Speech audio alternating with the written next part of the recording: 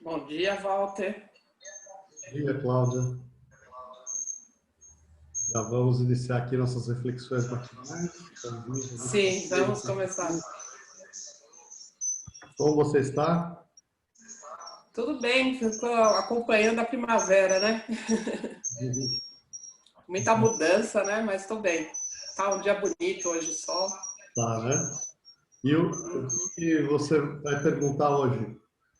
Então, ontem a gente falou um pouquinho sobre a menstruação, né? A questão da TPM.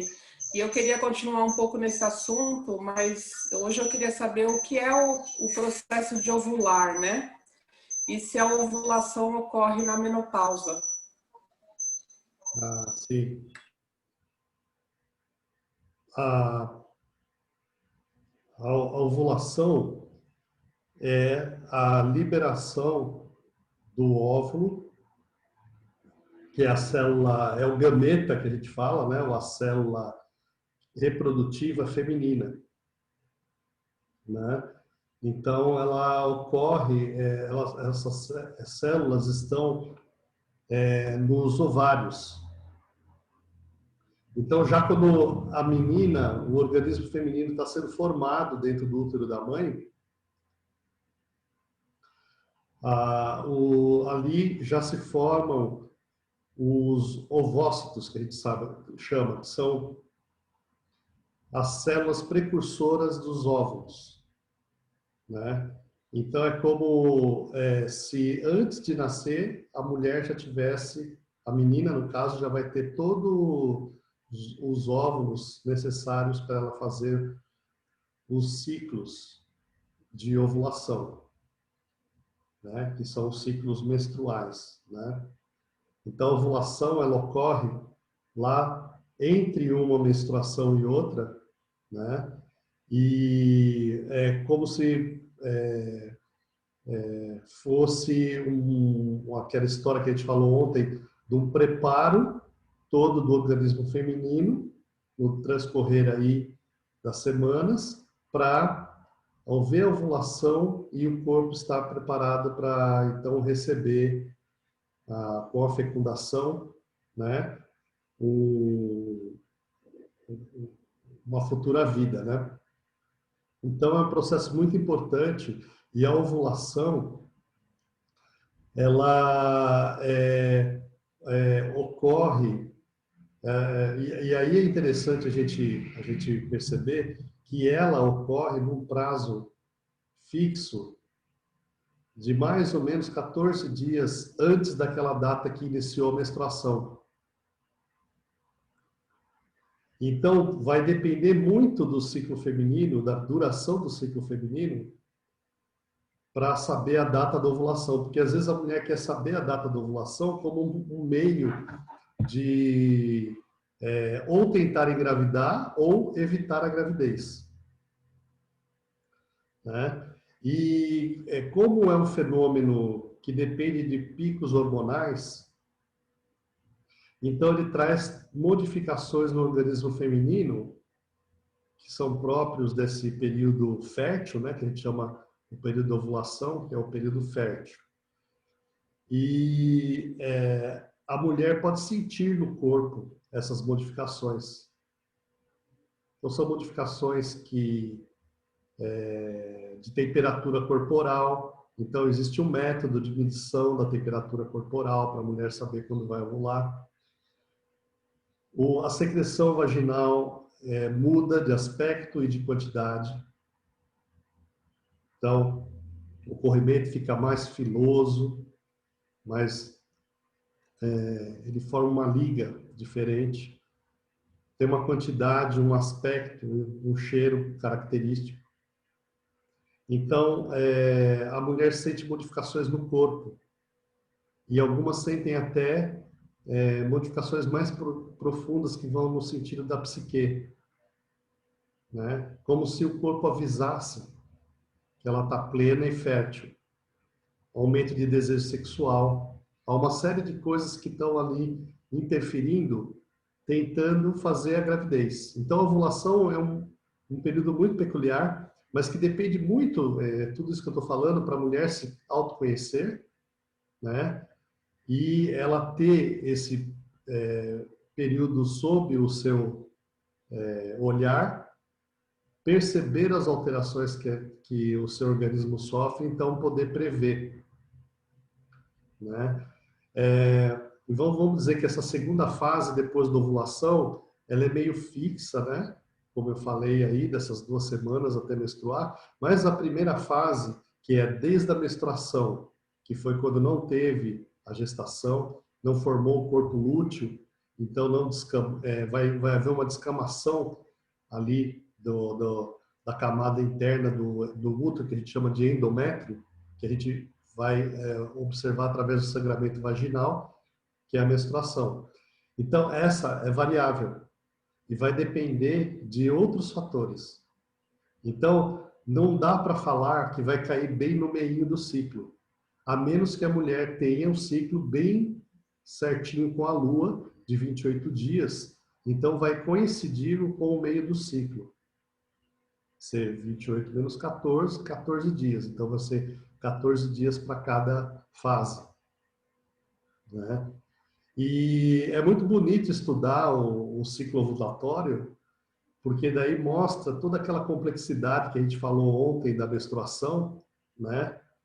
E como de semana para semana, no decorrer dos dias, vai haver essa transformação do organismo feminino, uma preparação e depois uma volta a um outro estado, que traz modificações profundas para a mulher, como se ela passasse uma experiência a cada mês muito íntima, né? Que tem o seu ápice na ovulação, aonde ela estará com o máximo de hormônios, com uma força voltada para a fecundação, então muito fértil. Isso também se reflete em fértil de ideias, de energias, né, de aberturas, né?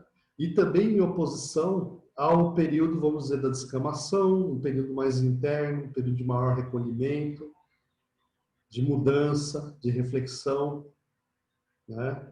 Então é muito interessante como a mulher desenvolve ao longo da vida toda uma riqueza emocional e pode desenvolver uma riqueza interior muito grande a partir disso, uma vez que ela passa todo mês durante um período longo da vida, né, essas modificações. Então é como se fosse um treinamento emocional. E a natureza não faz nada errado, né? Porque ter um filho, cuidar do filho, né, parir, amamentar, que são as aptidões femininas também, são coisas muito importantes, mas muito difíceis, né? Então é como se ela recebesse um preparo emocional maior. E muitas vezes a mulher segue com essa experiência fomentando a sua vida, né? Então é muito intenso, já começa no ciclo menstrual. Então com esse contato, né, da ovulação. Então, por que é importante a ovulação? Poxa, o período fértil para a espécie é importantíssimo, porque é o que faz a gente perpetuar a espécie, né? Individualmente, é a escolha, vou ter filho, não vou ter filho, né? Também uma abertura que põe um dinamismo na vida feminina, né? E depois esse aprendizado todo aí, como a gente tem colocado. E outros aspectos que a gente pode ir levantando, se a gente for olhando, né, de perto para o que cada fase tem para dizer, né? Como é rico esse processo, né? Então, só para falar aqui, completando a tua pergunta, né? Você perguntou da menopausa, justamente a menopausa é a cessação dos ciclos ovulatórios. Então, é como terminou os oócitos ali do ovário, os 2 ovários.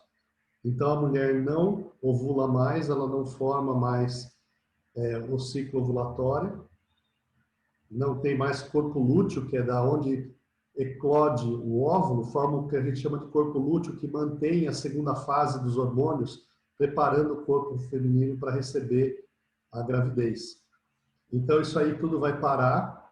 Então, a gente coloca o marco, que é a última menstruação que a mulher teve, como a data da menopausa, né? E o período de transição, onde isso fica numa certa irregularidade, de climatério, né? Então, depois a mulher não ovula mais, então ela não pode mais engravidar.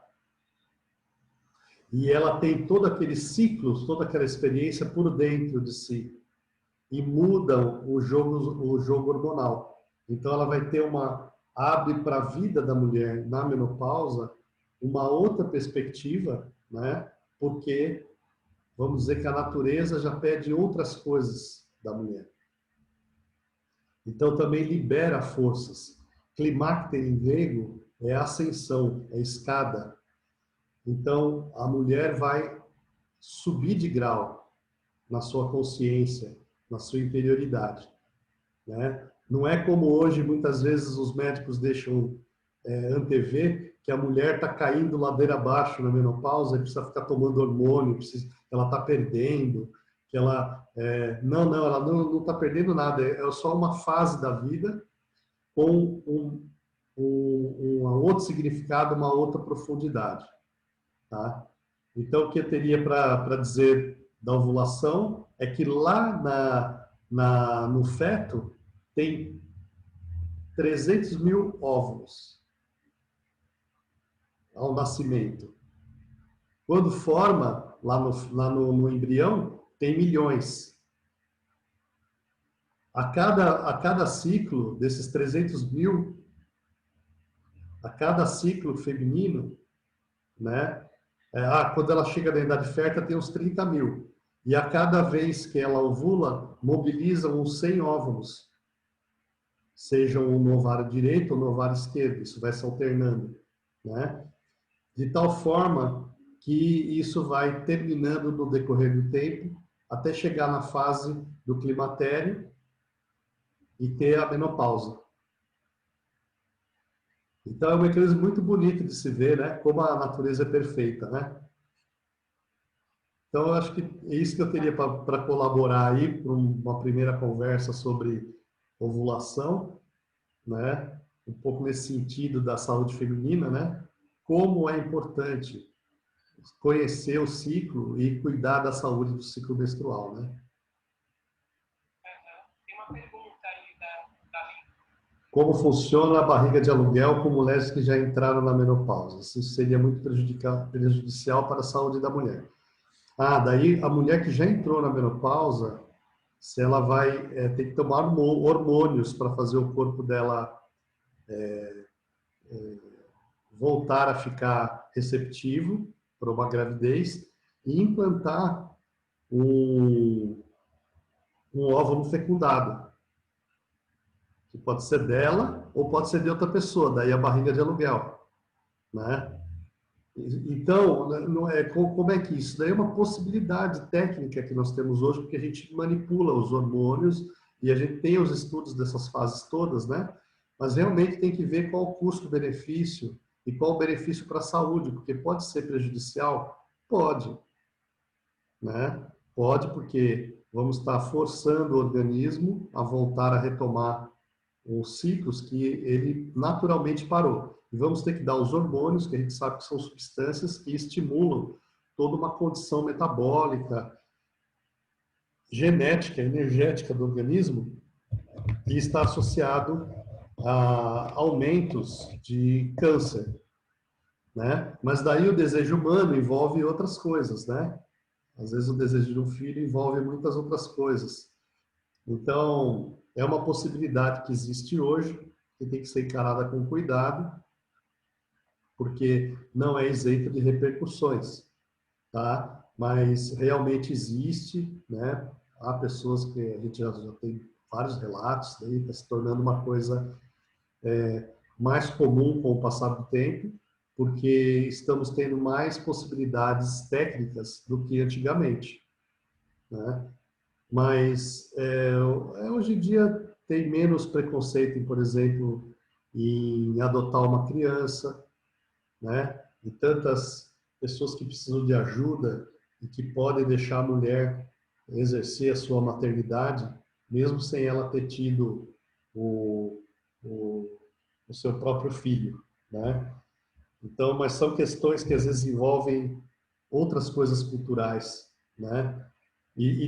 Pode ter algum prejuízo para a saúde, pode, isso tem que ser discutido a caso, né?